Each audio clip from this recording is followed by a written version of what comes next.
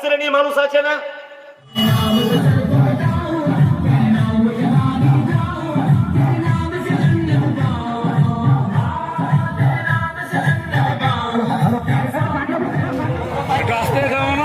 গাড়ি পেছে গেছে আমাদের, গাড়ি পেছে একটু আপনারা আস্তে আস্তে এখন গাড়ি পেছে আছে আপনাদের তাহলে সবাই সুবিধা হবে।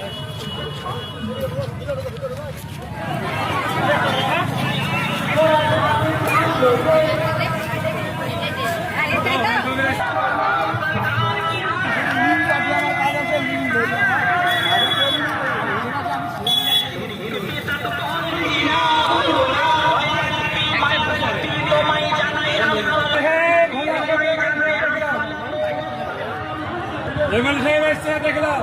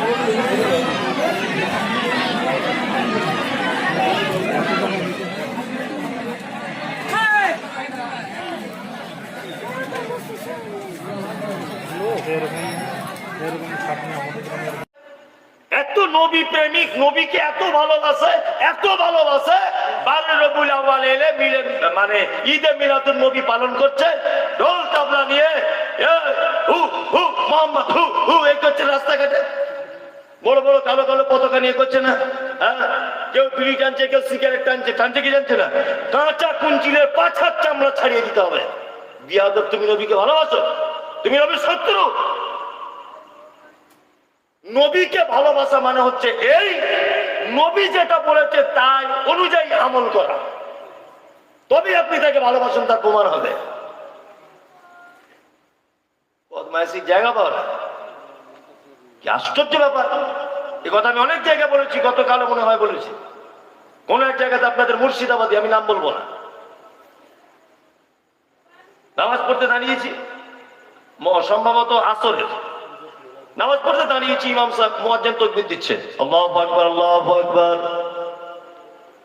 আশহাদু আল্লা ইলাহা ইল্লাল্লাহ আশহাদু আন্না মুহাম্মাদার রাসূলুল্লাহ। যখনই মুহাম্মদ রাসূলুল্লাহ বলেছে, তখন একটা লোক দেখছি পাশে এরকম করছে। চাচা কি হলো? তুমি নবীকে ভালোবাসো না? আমাকে বলছো হ্যাঁ বাসি।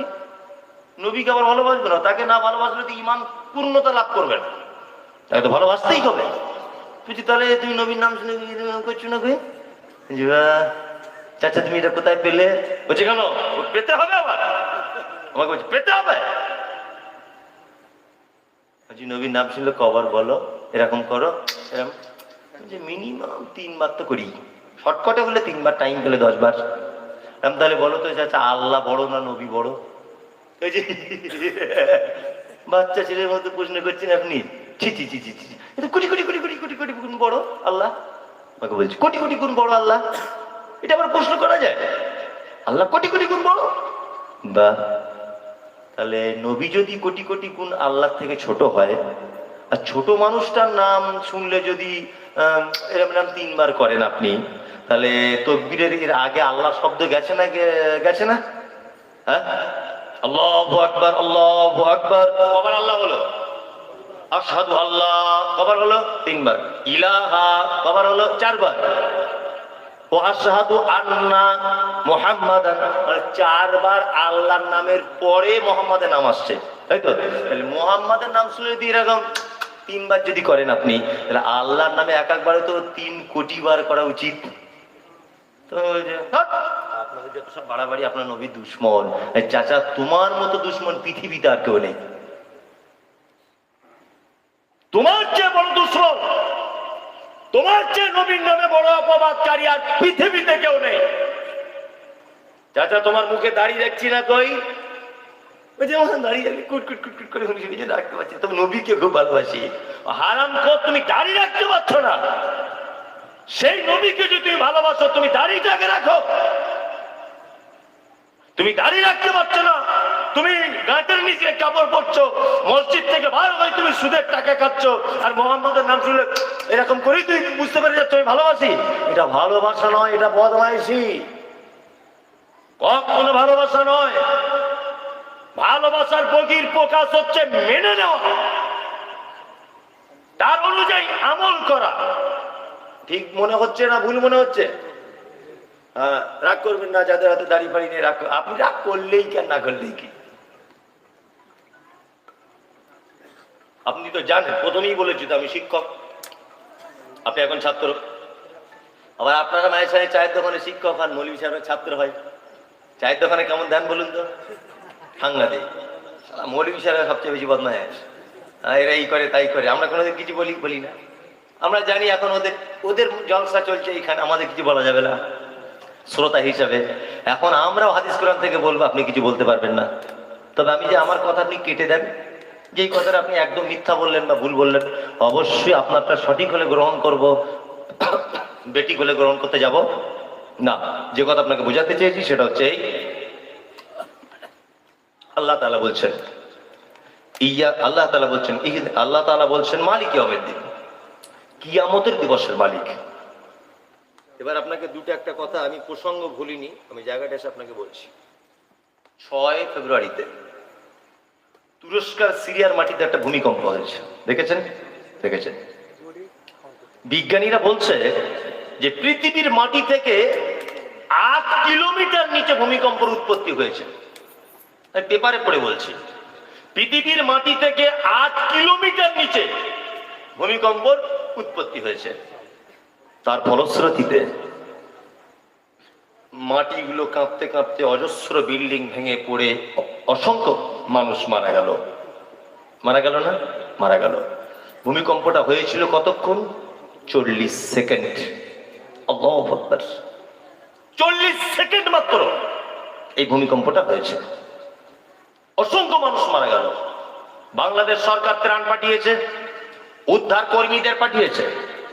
আমাদের সরকারকেও আমি ধন্যবাদ জানাই এই ব্যাপারটা, যে উনি মানুষ না পাঠাতে পারলেও কিছু কুকুর পাঠিয়েছিলেন। আলহামদুলিল্লাহ, কুকুররা বিশাল ভূমিকা পালন করেছে।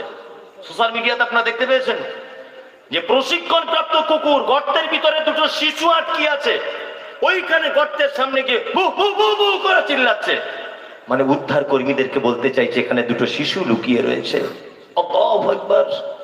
কুকুরের ভিতরে মানুষের জন্য মানবতা জেগে উঠেছে, কুকুরের ভিতরে মানবতা কাজ করছে। আল্লাহু আকবার। এটা দুনিয়ার ভূমিকম্প সামান্য, আল্লাহর ভূমিকম্প কেমন হবে? আল্লাহ সুবহানাহু ওয়া তাআলা বলছেন, ইযা জুলজিলাতিল আরযু জিলজালাহা ওয়া আখরাজাতিল আরদু আসফালাহা। পৃথিবীর ভূমিকম্প যখন হয় এইভাবে তত্তর করে কাঁপে মাটিগুলি। আল্লাহ সুবহানাহু ওয়া তাআলা বলছেন, ওয়া আখরাজাতিল আরদু আসফালাহা। কিয়ামতের দিবসের ভূমিকম্প মাটির তলার নিচের ভারী সম্পদগুলিকে উপরে তুলে দেওয়া হবে। তার ঢালাই মেশিনে যেমন বালি সিমেন্ট পাথর যেমন দিয়ে ঢালাই করা হয়, নিচের মাল উপরে তোলা হয়, উপরের মাল নিচে তোলা হয়, আল্লাহর ভাষা অনুযায়ী ঠিক এই রকম অবস্থা হবে। তার নাম কিয়ামতের মাঠ।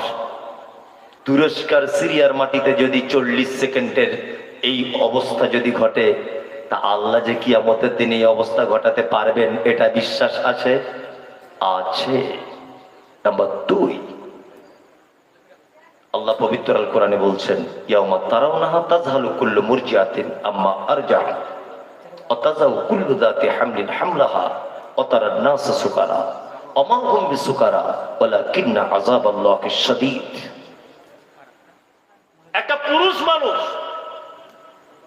কষ্ট সহ্য করতে পারে 46°C, আর একটা নারী কষ্ট সহ্য করতে পারে 56°C। মানে একটা পুরুষের থেকে একটা নারীর ধৈর্য ক্ষমতা বা সহ্য ক্ষমতা অনেক অনেক অনেক গুণে বেশি। আল্লাহ সুবহানাহু ওয়া তাআলা বলছেন, ইয়াওমা তারাউনাহা তাযহালু কুল্লু মুরজিআতিন আম্মা আরজাআত ওয়া তাযাউ কুল্লু যাতি হামলিন হামলাহা। আল্লাহু আকবার। আল্লাহর কিয়ামতের মাঠ যেদিন হবে, ভূমিকম্প যেদিন হবে, মহিলারা তার বাচ্চা পেটের নিচ দিয়ে নেমে চলে যাবে, বুঝতে পারবে না যে বাচ্চাটা কি করে হলো। পৃথিবীতে একটা মা সব থেকে বেশি তার সন্তানকে ভালোবাসে। একটা বাচ্চা তার মায়ের আঁচল ধরে কিয়ামতের মাঠে টান দিয়ে বলবে, মা একটু দুধ দাও। আল্লাহ বলছে কোরআন মাজিদে, মা সেদিন বাচ্চাকে দুধ পান করাতে ভুলে যাবে, আর মানুষগুলিকে দেখতে পাওয়া যাবে সব মদ পান করেছে। আল্লাহ বলছে, ওয়ালাকিন আযাবাল্লাহি শাদীদ ওয়া হুম বিসুকারা। একজনও তারা মদ পান করেনি। ওয়ালাকিন আযাবাল্লাহি শাদীদ। আল্লাহ বলছে, আমার কঠিন আযাবের ভয়ে মানুষ মাতালের মতো করে কিয়ামতের মাঠে ঘোরাফেরা করবে। আল্লাহু আকবার। আল্লাহ তাআলা বলছেন, মালিক ইয়াউমিদ্দিন। ওই কিয়ামতের দিবসের মালিক কে? আল্লাহ। প্রতিটা জিনিসের যেদিন হিসাব আপনাকে বুঝিয়ে দিতে হবে, প্রতিটা জিনিসের হিসাব বুঝিয়ে দিতে হবে। দুনিয়ার মায়ায় পড়ে আছেন এখন। আচ্ছা বলুন, এই সারা পৃথিবীর মালিক কে? আল্লাহ। যিনি সারা পৃথিবীর মালিক, তিনি নিজে বলছেন যে মাছির ডানা সম পরিমাণ দাম পৃথিবীর আমার কাছে নেই। জমির খোদ মালিক বলছেন, পৃথিবীতে যা সম্পদ রয়েছে আমার কাছে অনুপরিমাণ কোনো ভ্যালু নেই। আমি আপনি 60 বছরের ভাড়াটিয়া, আমার আপনার কাছে এত দাম হলো কি করে? হ্যাঁ, পরের জমি জোর করে দখল করে নিচ্ছে, বোনকে জমি দিচ্ছে না, ফাঁকি দিয়ে দিচ্ছে। এরকম লোক হয়তো আপনাদের এলাকাতে নেই, আমাদের ওদিকে আছে। আছে। আবার নতুন কিছু হাজি সাহেবকে দেখতে পেলাম, হজ করতে যাওয়ার আগে জমি ভাগ করছে সব বেটার বেটিদেরকে ডেকে। রাস্তার ধারে জমিগুলোকে বলছে বেটাদেরকে তোরা এগুলো লে, আর বেটিদেরকে জুত করে মাথায় হাত বুলিয়ে বলছে, মা রাগ করিস না, তোরা পরের ঘরে চলে গেছি, মা রাগ করিস না। কি করতে হবে আব্বা? যে রাস্তার ফন্ডগুলো তোর বড় ভাই, তোর মেজো ভাই আর তোর ছোট ভাই দিক, আর তোরা ওই বিলে যেখানে পানি জমে থাকে ওই জমিগুলো তোরা 3 গুণে ভাগ করে বিচিলিয়ে চলে যা। মনে মনে ভাবছি, এই যে হজে যাচ্ছে তো সেটা প্লেন ভেঙে যাওয়ার কথা, এই যে সিস্টেমে জমি ভাগ করেছে তো মক্কায় পৌঁছাবার আগে মরে যাওয়ার কথা। আল্লাহু আকবার। মানে ফেরেশতারা ওখানে হাসছে আর বলছে যে মাল একটা ঢুকছে, দেখ জমি ভাগ করে এসেছে কি কি। আল্লাহ, এরকম লোক আছে না? আছে, আছে, প্রচুর মানুষ আছে। ওই জন্য আমি সবসময় একটা কথা বলি যে পৃথিবীতে যদি কাউকে জীবিত জাহান্নামী মানুষকে যদি দেখতে চাও, বেঁচে আছে লোকটা অথচ জাহান্নামী লোক, তাহলে যে তার মিরাস থেকে তার ওয়ারিসদেরকে বঞ্চিত করেছে, এই মানুষটাকে দেখো জীবিত জাহান্নামী লোক। কোন জীবিত জাহান্নামীকে যদি দেখতে যাও, তাহলে তার মিরাস থেকে তার ওয়ারিসদেরকে বঞ্চিত করেছে, এই লোকটাকে দেখলেই যথেষ্ট হয়ে যাবে। এ এত জঘন্য লোক। কিছু কিছু লোক আছে বেটা বেটিদের জমি ভাগ করার সময় বলছে, ছোট বেটাটা একটু দেখাশোনা বেশি করে তো 2 কাঠা বেশি দিয়েছি। তুমি 2 কাঠা বেশি তোমার কে? আর 3টে বেটা তোমায় দেখেনি, তারা আল্লাহর কাছে জবাবদিহি করবে পিতামাতার সঙ্গে অসৎ ব্যবহার করেছে বলে। তুমি কেন জমি কম বেশি করতে গেলে? আবার লোকটাকে দেখছি তসবিহ নিয়ে ঘুরছে, মসজিদে গিয়ে বসে আছে, এমন করে ঘুরছে যে মনে হয় ফেরেশতার আকাশে নাই, অথচ ওইদিকে গিয়ে কোর্টে গিয়ে কি সর্বনাশ করে এসেছে। আপনার কাছে বিনীত অনুরোধ, আপনি বেটার কাছে গিয়ে স্যালেন্ডার হন। যার সম্পত্তি মেরেছেন 1 হাত, আপনি যদি কোনো বেটাকে বঞ্চিত করেছেন, তার কাছে গিয়ে এখনো পর্যন্ত কম্প্রোমাইজ করুন, তাছাড়া কিয়ামতের মাঠে আপনার রক্ষা নেই, অসম্ভব, আপনি রক্ষা পাবেন না। আপনি যদি রক্ষা পেয়ে যান, তাহলে আল্লাহর নাম হবে মাজলুম, আল্লাহর নাম হবে জুলুমকারী। আল্লাহ জুলুম করেন, তাহলে আল্লাহ জুলুম করেন? কখনোই করেন না। খুব হুঁশিয়ারি হয়ে যান। বলছে ওকে জমি দিব, আর 13 বছর আমাকে আর তোমার দাদিকে খেতে দেয় না। ছোট বেটাটা 13 বছর দেখেছে, ওই জন্য 1.5 শতক জমি ওকে রাস্তার ফন্ডে বেশি দিয়েছি। তুমি কেন বেশি দিতে গেলে? ও 13 বছর তোমার সেবা যত্ন করিনি, আল্লাহর কাছে পানিশমেন্ট হবে ওর। হ্যাঁ, তুমি কেন জমি কম বেশি করতে গেলে? খুব সাবধানে থাকবেন, অত সহজ নয়। আপনি ভাবছেন কি যে তাহাজ্জুদ নামাজ পড়ে জান্নাত চলে যাব? আশ্চর্য ব্যাপার। 4000 টাকা দামের শাল কিনে, শীতকালে 4000 টাকা দামের শাল কিনেছে, গায়ে দিয়ে তাহাজ্জুদ নামাজ পড়ছে মসজিদের এক কোণাতে। আর রাস্তাতে যাওয়ার সময় দেখছে যে একটা পাগল ফুটপাতে বসে আছে, খালি গায়ে কাঁপছে। পাগল, পৌষ মাসের হাড় কাঁপানো শীতে। আর ও জান্নাতুল ফেরদাউস আতর মেরে সাদা সুতের মানে খুব সফট চাদর পরে তাহাজ্জুদ পড়ছে। আচ্ছা বলুন তো, ওই তাহাজ্জুদ পরে জান্নাত হবে বলে মনে হয়? এই 4000 টাকা চাদর পরে তাহাজ্জুদ পড়ার থেকে সকালবেলা যদি বাজার থেকে 200 টাকার একটা চাদর এই পাগলটার গায়ে পরিয়ে দিতেন, তাহাজ্জুদের থেকে আল্লাহ বেশি খুশি হয়ে যেত। কোথায় আপনি জান্নাত খুঁজতে যাচ্ছেন? কোথায়? খুব চালাক লোক আপনি, খুব। আপনি জীবনে ভিখারিকে ভিক দেন না, অথচ ইমাম সাহেবের যেদিন পালা হয় সেদিন ইলিশ মাছ ভেজে কুপ্তা পোলাও করে দেন। কারণ এই যে ভিখারি তো বক্তব্য রাখতে পারে না, অ্যাডভার্টাইজ করতে পারে না, কিন্তু ইমাম সাহেব অ্যাডভার্টাইজ করবে মসজিদে বসে। সাইফুলদের বাড়ি পালি হলে সেদিন সাংঘাতিক আনন্দ, ওর বউ যা খাওয়ায় সাংঘাতিক ব্যাপার। এই যে অ্যাডভার্টাইজ করবে, কি বলছি বুঝতে পারছেন না? ও অ্যাডভার্টাইজ করবে ইমাম সাহেব, ফকিরকে অ্যাডভার্টাইজ করবে না। ওই জন্য আপনি কোনোদিন ফকিরকে খেতে দিতে চান না। আমি মমতাজুল ইসলাম, আমি বক্তা, আপনি ঘন ঘন আমাকে ফোন করে আমার বাড়িতে একদিন দাওয়াত নেন না। কারণ আপনি আমার খাওয়াতে পারলে কোনো একটা জলসায় আমি বলবো গল্প করতে করতে যে ওই নসিবপুরের গিয়েছিলাম আব্দুল্লাহ ভাইয়ের বাড়ি, এত খাবার খাইয়েছে, বিশাল অ্যাডভার্টাইজ হয়ে যাবে। ও আমাকে বারবার খোঁজ নিচ্ছে, অথচ আমি হোটেলে গিয়ে প্রত্যেকদিন খাসির মাংস দিয়ে ভাত খাচ্ছি। ধরে না, আমি ধনী লোক, বোঝানোর জন্য বলছি। আমাকে এত দাওয়াত করার ঢং কিসের? হ্যাঁ, আমি ব্যাপার বুঝি না। গাড়ি যেখানেই দাঁড় করাই, আজকে এক জায়গায় দাঁড় করিয়েছি, কাটোয়া ঘাট পার করার সময় 4 জন যুবক ছিল। আমি ঝালমুড়ি মানে একটু সন্ধ্যাবেলার দিকে ঝালমুড়ি কিনে গাড়িতে খেতে খেতে আসি। ঝালমুড়ি কিনছে, আমার ড্রাইভার আছে, তা 4 জন লোক বলছে হুজুর একটু চা খান। বলছি কেন? আমায় কেন চা খাওয়ার কথা বলছো? ওই যে একটা পাগল বসে আছে ওখানে 4-5 দিন, আমি যখনই আসি দেখতে পাই, তো ওকে বলতে যাচ্ছ না? আমি তো ধনী লোক, আমি 4 চাকা করে ঘুরছি, তুমি আমাকে কেন চা খাওয়ার কথা বলছো? তার মানে তুমি চাইছো যে আমাকে এক কাপ চা খাওয়ালে আমি অ্যাডভার্টাইজ করবো তোমার? খুব সাবধান, জান্নাতে এমনি যাওয়া যাবে না, হিসাব করে কাজ করিয়েন। আপনি জীবনে কোনোদিন ভিখারিকে খেতে দেন না, তো ইমাম সাহেবের বাটি ওভারটেক করছে তরকারি। কারণ কি বুঝি না? কারণ ওখান থেকে আপনি অ্যাডভার্টাইজ পেতে চাইছেন। ভিখারি অ্যাডভার্টাইজ করে না। তাই ইবাদত করার আগে খুব সাবধানতা অবলম্বন করবেন, ইবাদত যেন রিয়াতে যেন পরিণত না হয়ে যায়। খুব বিপদ হয়ে যাবে। কিন্তু আল্লাহকে ভয় করুন, কিয়ামতকে ভয় করুন। মালিক ইয়াউমিদ্দিন, আল্লাহ তাআলা বলছেন কিয়ামত দিবসের মালিক। ইয়্যাকা না'বুদু ওয়া ইয়্যাকা নাস্তাঈন। আল্লাহ, আমরা শুধুমাত্র তোমারই ইবাদত করি আর তোমারই কাছে সাহায্য চাই। ইবাদত কার জন্য করতে হবে? আল্লাহর জন্য করতে হবে। আল্লাহ ছাড়া আর কারোর জন্য নেকি হবে, কারো নামে কিছু করা যাবে? তা ওই যে মাজারে দেখছি বড় বড় মুরগি আর মোরগ গুলো, বড় বড় রাম ছাগল গুলো ঘুরছে, খাসি গুলো, এগুলো কারা দেয়? মানুষের ইচ্ছে। শুনুন, একটা কথা বলছি, এটা তো সহিহ আকীদার গ্রাম। আপনি ভাববেন না যে সব কথা মনে হয় মমতাজুল সাহেব আমাকে বলছে। না, আপনার এখানে কজন আছে? 1000 লোক নেই, 200-300 লোক আছেন, 400 লোক। এই যে ক্যামেরাগুলো দেখছেন, আগামীকাল বা এখনই দেখবেন, কাল থেকে লক্ষ লক্ষ মানুষ ঢুকবে, দেখবে। ভালো করে বুঝবেন। তাহলে সব কথা যে আপনারই জন্য বলছি এটা নয়, এদের জন্য কিছু কথা বলা হচ্ছে। এদিকে কিছু বেদাতি আছে না নেই?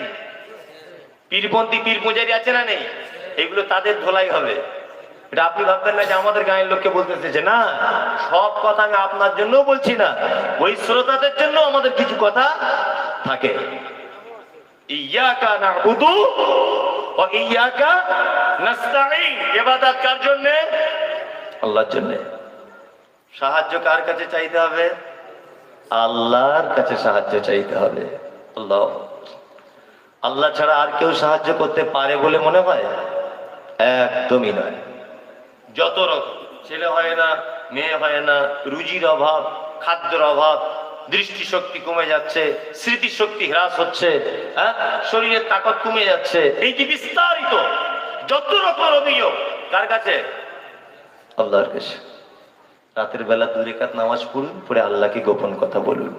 আল্লাহ, আমি বিয়ে করেছি আজকে 17 বছর, আব্বা ডাক শুনতে পাইনি, তুমি আমার স্ত্রীর গর্ভে একটা সুসন্তান দান করো। আল্লাহু আকবার। এটা আল্লাহকে বলতে হবে। আর আপনি যদি আপনার শাশুড়ির কথা শুনে একটা বড় মোড়ক কিনে নিয়ে যদি চলে যান, ছেলে তো হবে না, এর জন্য আবার কিয়ামতের মাসে পানিশমেন্ট হবে না? আল্লাহু আকবার, আল্লাহু আকবার। কত মানুষ মারাত্মক শিরকের ভিতরে লিপ্ত রয়েছে না? মারাত্মক শিরক। যা কিছু হয় কার থেকে হয়? আল্লাহ থেকে। তারপরে কি বলি? ইয়্যাকা না'বুদু ওয়া ইয়্যাকা নাস্তাঈন ইহদিনাস সিরাতাল মুস্তাকিম।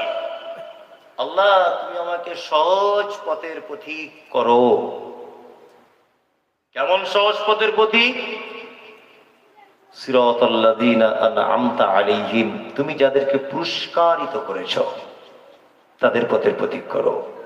এবার আপনাদেরকে একটা কথা বলছি, আমরা শুধু দোয়া করছি, আল্লাহ সোজা পথ দেখাও, আল্লাহ সোজা পথ দেখাও, ইহদিনাস সিরাতাল মুস্তাকিম, ইহদিনাস সিরাতাল মুস্তাকিম, তাদের পথ দেখাও, সিরাতাল্লাযীনা আন'আমতা আলাইহিম, যাদেরকে তুমি পুরস্কারিত করেছো। দোয়া করি কি করি না? আচ্ছা বলুন তো, শুধু দোয়া করি কি ওদের জায়গায় পৌঁছানো যাবে? না। আমি মমতাজুল ইসলাম বক্তা, ছোটখাটো, বড় নয়, লোকে বলে, এও ভাবছে যে আমি একটু বক্তা হওয়ার খুব শখ আমার, শুধু নামাজে দোয়া করছে, আল্লাহ মমতাজুলের মতো বক্তা করে দাও, আল্লাহ মমতাজুলের মতো বক্তা, 4 চাকা গাড়ি চড়ে ঘুরবো, আল্লাহ মমতাজুলের মতো বক্তা করে দাও। কিন্তু কোনোদিন বইটাই পড়াশোনা করে না, কোনোদিন বইটাই পড়ে না, শুধু দোয়া করেই যাচ্ছে। আচ্ছা বলুন তো, শুধু যদি দোয়া করেই যায়, কোনোদিন এই জায়গাটায় বসার নসিব হবে? হবে না। তাহলে ওকে কম বেশি কিছু পড়াশোনা করতে হবে কি হবে না? হবে।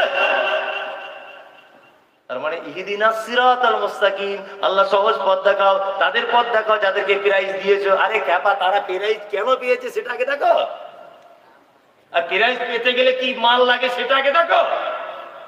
শুধু দোয়া করি সোজা পথ পেয়ে যাবেন, এটা সম্ভব? কখনোই সম্ভব নয়। আমি একজন কৃষক, আমি চাষি, আমার আব্বা অরিজিনাল একজন চাষি, আমার আব্বা নাম লিখতেও জানে, চাষি মানুষ। আমাকে মাদ্রাসা ভর্তি করেছিল, কম বেশি পড়াশোনা করেছি, মেহনত করেছি, আমার জীবনে খুব শখ ছিল যে আমি স্টেজে বক্তব্য রাখবো। ভালো করে বুঝবেন, তা আমার তো তার জন্য প্রিপারেশন নিতে হয়েছে, চেষ্টা করতে হয়েছে, তবেই তো আজকে আমি এই জায়গাটা বসতে পেরেছি, এমনিতে হয়নি। ঠিক যেমন আপনি যদি মনে করেন আমি পুরস্কারিত ব্যক্তিদের দলে ভুক্ত হব, তাহলে আপনাকে তাদের মতো করা লাগবে কি লাগবে না? লাগবে। পুরস্কার পেয়েছে কারা? আন'আমাল্লাহু মিনান নাবিয়্যিনা ওয়াস সিদ্দিকিনা ওয়াস শুহাদা'i ওয়াস সালিহিন। 4টে লোক পৃথিবীতে পুরস্কার পেয়েছে। কটা? 4। নাম্বার 1, নবীগণ পুরস্কার পেয়েছে। 2, সিদ্দিক সত্যবাদী অর্থাৎ সাহাবীগণ পুরস্কার পেয়েছেন। 3, আল্লাহ রাস্তায় যারা শহীদ হয়েছেন পুরস্কার পেয়েছেন। সলিহিন সৎকর্মশীল যারা, তারা পুরস্কারিত। আল্লাহ কোরআন মাজিদে বলছেন। নবীদের তো মানে অতুলনীয়, যার কোনো তুলনা নেই, ওনাদের সঙ্গে কোনো তুলনা করা যাবে না। তবে সিদ্দিকিন, এদের সঙ্গে তো একটু তুলনা করতে হবে। সাহাবীরা যেমন করেছেন আমরা করতে পারবো কি পারবো না? জান্নাতের সার্টিফিকেট পেয়েছেন আবু বকর, ওমর, উসমান, আলী, আব্দুর রহমান ইবনে আউফ আর অন্যান্য সাহাবীরা 10 জন জান্নাতের সার্টিফিকেট পেয়েছেন। আচ্ছা এমনি পেয়েছেন? আল্লাহু আকবার। আপনি অবাক হয়ে যাবেন। কেমন ঈমান দেখুন সাহাবীদের, কেমন ঈমানটা শুধু দেখুন, আল্লাহর প্রতি কত ভয় দেখুন। হযরত আবু বকরের নাম শুনেছেন? শুনেছেন? এগুলো খুব ইমোশনাল কথাবার্তা, খুব আপনি মনোযোগ দিয়ে শুনবেন, আপনার গায়ে লোম খাড়া হয়ে যাবে ঈমান যদি থাকে। আর যদি মনে করেন যে আমার হিসাবে কিছু হয় না, তাহলে ভেবে নিতে হবে, জমিন अगर पत्थर हो तो बारिश से क्या होगा, दिल अगर पत्थर हो तो तकरीर से क्या होगा। আপনার অন্তরটা পাথরে পরিণত হয়েছে, আপনার অন্তর ঈমানের অন্তর নয়। আবু বকরের নাম শুনেছেন নিশ্চয়? আবু বকর, আল্লাহু আকবার। হযরত আবু বকর বলছেন, আসমান থেকে যদি একজন আহ্বানকারী যদি আহ্বান করে বলে যে সারা পৃথিবীতে প্রতিটা মানুষ জান্নাত চলে যাবে, একজন মানুষ জাহান্নাম যাবে, আমি আবু বকর তবু আল্লাহকে এত ভয় করি যে ওই একজনের ভিতরে যদি আমি আবু বকর আমার লিস্টে নামটা চলে আসে। আল্লাহু আকবার। হযরত আবু বকর সিদ্দিক রাদিয়াল্লাহু তাআলা আনহু, তিনি তখন আমিরুল মুমিনিন, খলিফা, মুখ্যমন্ত্রী। মুখ্যমন্ত্রীর কাজ ছিল ফজরের নামাজের পরে নিজের স্ত্রীর সঙ্গে একটু দেখা করতেন। তো হযরত ওমর এটাকে লক্ষ্য করলেন দীর্ঘদিন দিয়ে, যে আবু বকর প্রতিদিন ফজরের নামাজ পড়ে বাড়ি চলে যায়, স্ত্রীর সঙ্গে দেখা করে আবার ওই পাহাড়ি রাস্তা দিয়ে হেঁটে হেঁটে হেঁটে হেঁটে যায়, কারণ কি? হযরত ওমর মনে মনে ভাবছেন যে আবু বকরের পিছনে পিছনে আমি যাব, দেখবো আবু বকর কি করে। আল্লাহু আকবার। হযরত আবু বকর ফজরের নামাজ পড়ে চলে গেলেন, নিজের স্ত্রীর কাছে দেখা করলেন। দেখা করার পরে তিনি চলে গেলেন পাহাড়িয়া সুড়ঙ্গ রাস্তা দিয়ে আস্তে আস্তে করে যাচ্ছেন। হযরত ওমর লুকিয়ে লুকিয়ে চুপিয়ে চুপিয়ে হযরত আবু বকরের পিছনে পিছনে হাঁটছেন। হযরত ওমর এক জায়গায় থমকে দাঁড়িয়ে গেলেন। হযরত আবু বকরকে দেখতে পেলেন মরুভূমির এক প্রান্তে তাঁবু টাঙানো রয়েছে, একটা তাঁবুর ভিতরে ঢুকছেন হযরত আবু বকর সিদ্দিক রাদিয়াল্লাহু তাআলা আনহু। আবু বকর ঢুকলেন। হযরত ওমর অনেকক্ষণ যাবত দাঁড়িয়ে আছেন। হযরত ওমর দেখছেন যে আবু বকর যখন বার হচ্ছেন হাতে একটা থলি নিয়ে আছেন, খালি হাতে ঢুকেছেন, হাতে একটা থলি নিয়ে বার হচ্ছেন। হযরত আবু বকর চলে গেলেন অনেক দূর। হযরত ওমর আস্তে আস্তে আস্তে আস্তে করে দৃশ্যটা দেখার জন্য ওই তাঁবুর ভিতরে ঢুকলেন। ঢুকে দেখছেন একজন অন্ধ বৃদ্ধা মহিলা, দুই চোখে দেখতে পায় না, বাড়িতে দুটি বাচ্চা রয়েছে, একটা বকরি রয়েছে বাড়িতে। তো হযরত ওমর বাড়িতে ঢোকার পরে বলছেন, বুড়িমা, আচ্ছা তোমাদের বাড়িতে কে আসে গো প্রতিদিন? বুড়ি তখন বলছেন, তোমারই মতো একজন পথিক, তাকে আমি চিনি না, তাকে জানি না। হযরত ওমর তখন বলছেন, লোকটা এসে কি করে? বুড়ি তখন বলছেন, হে পথিক, তুমি জানতে চাইছো? আমি একজন বিধবা মহিলা, অন্ধ। আমি যে কাপড়ে নোংরা টোংরা করি, লোকটাকে দেখি প্রত্যেক দিন এই কাপড়গুলো পরিষ্কার করে দেয়, আর আমাদের বকরিগুলো দুধগুলো দহন করে দেয়, বাচ্চাগুলো রান্না বান্না করে দেয়, আমাদের ঘর বাড়ি পরিষ্কার করে দেয়। আর এই ছাগলের পেচ্ছাপ পায়খানা নোংরা টোংরা যা হয় ব্যাগে করে পাহাড়ের আর এক দিকে দিয়ে ফেলে দিয়ে চলে আসে। হযরত ওমর কাঁদতে কাঁদতে বলছেন, মা তুমি কি জানো লোকটি কে? তুমি জানো? জানো না? এই লোকটি হচ্ছে মদিনার আমিরুল মুমিনিন, লোকটি মদিনার মুখ্যমন্ত্রী হযরত ওমর ফারুক রাদিয়াল্লাহু তাআলা আনহু। হযরত আবু বকর সিদ্দিক রাদিয়াল্লাহু তাআলা আনহু। ফজরের নামাজে পড়ে হযরত ওমর আবু বকরকে জিজ্ঞাসা করে বলছেন, ভাই আবু বকর, কালকে একটা কঠিন দৃশ্য দেখলাম। কেন? আজকে কতদিন যাবত আপনি ওই মহিলাটির সেবা যত্ন করছেন? হযরত আবু বকর তখন বলছেন, ওমর, আমি দীর্ঘদিন সেবা যত্ন করছি, ফজরের নামাজের পরে প্রতিদিন যাই। আমার খুব ভয় হচ্ছে ওমর, যে আমি যে খলিফা নিযুক্ত হলাম, আমার অধীনস্থে যদি একটা বুড়ি পাহাড়ের কোন এক জায়গায় তাঁবুর ভিতরে অন্ধ অবস্থায় যদি খেতে পড়তে পেরে না পেরে মারা যায়, আর আল্লাহ যদি আমি আবু বকর আমাকে যদি জিজ্ঞাসা করে যে তোমার অধীনস্থে ওই মহিলাটা পাহাড়ের এক সাইডে তাঁবুর ভিতরে মৃত্যুবরণ করেছে না খেয়ে, আমি আবু বকর আল্লাহর দরবারে কেমন করে হিসাব দিব?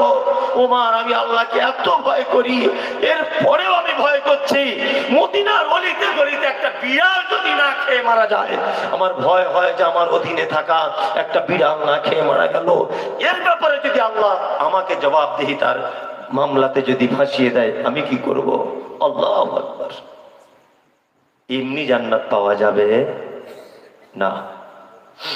কেমন চরিত্র দেখেছেন আপনি? বিশ্ব অভিভূত হচ্ছেন না? অবাক হচ্ছেন না? জান্নাত এমনি পাওয়া যায় না।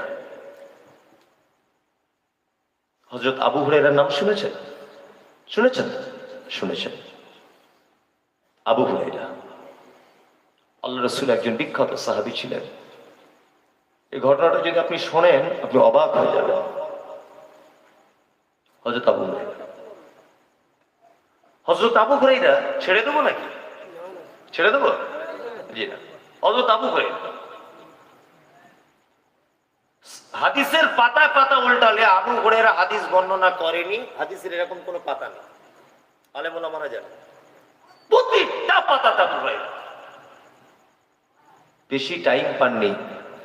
আল্লাহ রসুলের সাথ পেয়েছিলেন সম্ভবত 5 বছরের মতো। আল্লাহ রসুলের সঙ্গে ছিলেন।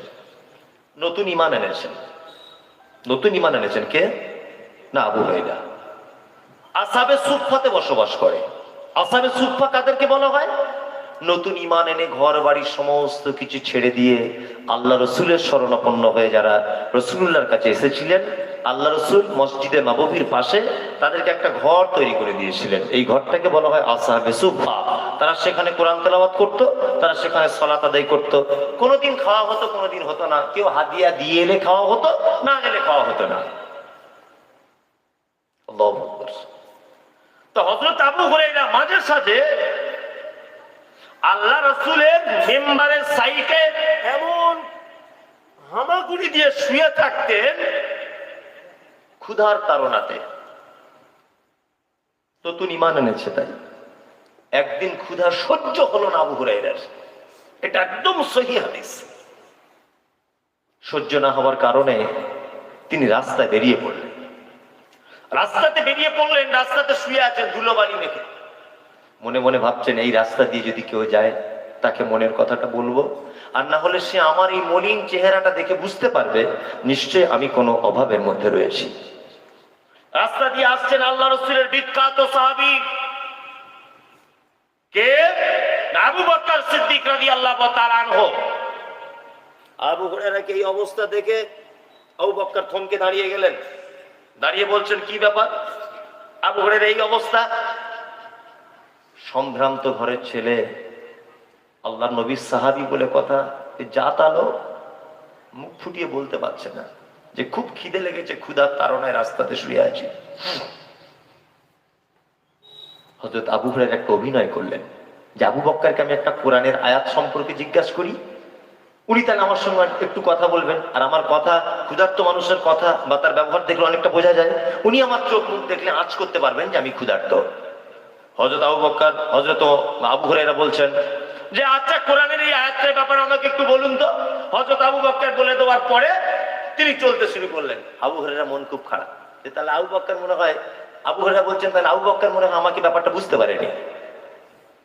এবারে দ্বিতীয়বার আসছেন ওই রাস্তা দিয়ে হেঁটে ওমর ফারুক রাদিয়াল্লাহু তাআলা আনহু। হযরত ওমর বলছেন, কি অবস্থা? আবু হুরায়রা বলছেন, কোরআনের এই আয়াত সম্পর্কে একটু বলে দিন তো। ওমর কোরআনের আয়াত বলে দিয়ে আবার চলে গেলেন। আল্লাহ, দুজনের কাছে আবু হুরায়রা খাবার কিছু পেলেন না এবং ব্যাপারটা বোঝার চেষ্টাই করলেন না। এরপরে ওই রাস্তা দিয়ে হেঁটে আসছেন আমার আপনার নবী মুহাম্মদ সাল্লাল্লাহু আলাইহি ওয়াসাল্লাম। আল্লাহু আকবার। আবু হুরায়রার দিকে মুচকে হাসছেন আল্লাহ রাসূল, মুচকে হাসছেন। হাসতে হাসতে বলছেন, আবু হুরায়রা বুঝতে পেরেছি তোমার কি অবস্থা, চলো আমার বাড়িতে চলো। তা হযরত আবু হুরায়রা বলছেন আল্লাহর নবী আগে আগে হাঁটছেন, আমি পিছনে পিছনে হাঁটছি। আল্লাহ রাসূল বাড়ির ভিতরে ঢুকে গেলেন, আমি বাইরে দাঁড়িয়ে আছি। আল্লাহ রাসূলকে দেখলাম এক পিয়ালা দুধ নিয়ে এসেছে, দুধ, এক পিয়ালা দুধ নিয়ে এসেছে। এসে আমাকে বলছেন আবু হুরায়রা, আল্লাহু আকবার, দেখো বরকতি খানা, এক পেয়ালা দুধ। তা আবু হুরায়রা মনে মনে ভাবছে, দুধ তো আমার এক পেটের কোনায় লাগবে না, আজকে 2-3 দিন আমারই খাওয়া হয়নি। আল্লাহ রাসূল তখন বলছেন আবু হুরায়রা যাও, আসহাবে সুফফাতে আরো যত লোক আছে সমস্ত লোকদেরকে ডেকে আনো, আজকে মারহাবা দুধ পান করানো হবে। আবু হুরায়রার মন খুব খারাপ, এক পেয়ালা দুধ আমি খাবো, আবার আল্লাহ রাসূল খাবেন, আবার আসহাবে সুফফা প্রায় 550 জন সাহাবী আছে, 550 জন সাহাবী, এত দুধ, এইটুকু দুধ হয় নাকি? মনে মনে ভাবছেন। কিন্তু রাসূলুল্লাহ বলেছেন ডাকতে যেতে, একবারও না চিন্তা ভাবনা করে আসহাবে সুফফার সমস্ত সাহাবীদেরকে ডেকে আনা হলো। আল্লাহ রাসূল আবু হুরায়রার হাতে পিয়ালা তুলে দিয়ে বললেন, সবাইকে এক ধার থেকে পান করাও। পান করানো হলো। আল্লাহ রাসূল আবু হুরায়রা একজনকে পান করাচ্ছেন, সে পান করেছে, ভাবছে মনে হয় আর আমার জুটলো না। আরেকজনকে পান করাচ্ছে, মনে মনে ভাবছে আমার মনে হয় আর জুটবে না। আরেকজনকে পান করাচ্ছে, মনে হচ্ছে আমার আর জুটবে না। 550 সাহাবীদেরকে পান করানো হলো। আল্লাহর নবী নিজে পান করলেন। এইবার আল্লাহর নবী আবু হুরায়রার দৃশ্যটা দেখতে পেলেন, যে বুঝতে পারছেন যে মনে মনে কিছু ভাবছে। পিয়ালাটা হাতে তুলে দিয়ে বলছে আবু হুরায়রা চলো পান করো। আবু হুরায়রা পান করলেন, পিয়ালা রেখে দিলেন। আল্লাহ নবী আবার বলছেন আবু হুরায়রা আবার পান করো। আবু হুরায়রা বলছেন আবার পান করলাম, রেখে দিলাম। আল্লাহ রাসূল বলছেন আবু হুরায়রা আরো পান করো। আবু হুরায়রা বলছে আল্লাহ রাসূলের জায়গাই নাই পেটে। দুধ কতটা? এক পিয়ালা। আল্লাহু আকবার। দুধ কতটা? 550 মানুষ আনুমানিক পান করেছে, দুধ কমেনি। জান্নাত এমনি যাওয়া যাবে না। পেটে ক্ষুধার জ্বালায় রাস্তাতে এসে পাগলের ন্যায় শুয়ে আছে, খেতে পাচ্ছে না। তুমি বলছো নামাজ পড়তে পড়তে ইহদিনাস সিরাতাল মুস্তাকিম, আল্লাহ সহজ পথ দেখাও। যথেষ্ট রুজি রুটির ব্যবস্থা থাকার পরেও আল্লাহর প্রতি এত বিশ্বাস আপনার হারিয়ে গেছে যে আপনি বাড়িতে বসে আছেন, আপনার বউকে পাঠাচ্ছেন বন্ধনের লোন করতে, খেতে পাবো না তাছাড়া। হচ্ছে কি হচ্ছে না আমাদের গ্রামগঞ্জে? আল্লাহ। আর সাহাবীরা খেতে না পেয়ে রাস্তাতে লুটোপুটি করছে। আগেই আপনাকে বলেছি সেই সাহাবীদের মতো ঈমান আমাদের নাই। ইয়াকা না'বুদু ওয়া ইয়াকা নাস্তাঈন ইহদিনাস সিরাতাল মুস্তাকিম সিরাতাল লাযীনা আন'আমতা আলাইহিম। লাস্ট আপনাকে একটা হাদিসের অংশ বলে আমি বক্তব্য শেষের দিকে আনছি। একটা একটু ধৈর্য ধরে শুনুন তো, আপনি মনোযোগ সহকারে শুনুন তো। আচ্ছা, আমরা যারা বসে আছি আপনাদের কাছে খুব অনুরোধ, আপনারা একটু আল্লাহর হয়ে যান তো। ইনশাআল্লাহ ইনশাআল্লাহ একটু আল্লাহর হয়ে যান। দেখুন অনেক তো বয়স হলো, একটু আল্লাহর হয়ে যান না। আপনি যদি আল্লাহর হয়ে যান না, দেখবেন আল্লাহর তরফ থেকে আপনার উপরে সহযোগিতা আসবে। দেখুন এমনিতে প্রাইজ পাওয়া যায়নি, প্রাইজ এমনি পাওয়া গেছে যায়নি। আল্লাহ নবী সাল্লাল্লাহু আলাইহি ওয়াসাল্লাম 3 হিজরিতে উহুদের যুদ্ধ করেছিলেন। কত হিজরিতে? 3 হিজরিতে। তা উহুদের যুদ্ধ হয়েছে 3 হিজরিতে। তা 70 জন সাহাবী উহুদের যুদ্ধতে শহীদ হয়েছিল, এটা আপনারা জানেন। 70 জন। বক্তব্য সব এতক্ষণ পর্যন্ত যা বলেছি সব যদি ভুলে যান, খুব অনুরোধ করে আপনার কাছে বিনীত অনুরোধ, আপনি এই কথাটা একদম ভুলবেন না। মরা মানুষের মতো বসুন, এইটা শুনুন আমি কি বলতে চাইছি, বুঝে তবে উঠবেন। 70 জন সাহাবী শহীদ হয়েছে। কতজন? 70 জন উহুদের যুদ্ধে। লাশগুলোকে এক জায়গায় করা হলো, এক জায়গায়। আল্লাহ নবী সাল্লাল্লাহু আলাইহি ওয়াসাল্লাম লাশগুলোকে গুনছেন, 1 2 3 4 5 6 গুনছেন। গুনতে গুনতে দেখছেন 68টা লাশ, আর দুটো লাশ নেই। দুটো লাশকে মানে একজন হচ্ছে আল্লাহ রসুলের চাচা, তার নাম হামজা রাদিয়াল্লাহু তাআলা আনহু, আর একজন হানজালা রাদিয়াল্লাহু তাআলা আনহু। দুটো লাশ খুঁজে পাওয়া যাচ্ছে না। আল্লাহ নবী সাহাবীদেরকে বললেন, যাও যাও লাশগুলো খুঁজে আনো। লাশ খুঁজতে সাহাবীরা চলে গেছে। আল্লাহর নবী এই লাশের কাছে দাঁড়িয়ে আছে, 68 জন লাশের কাছে।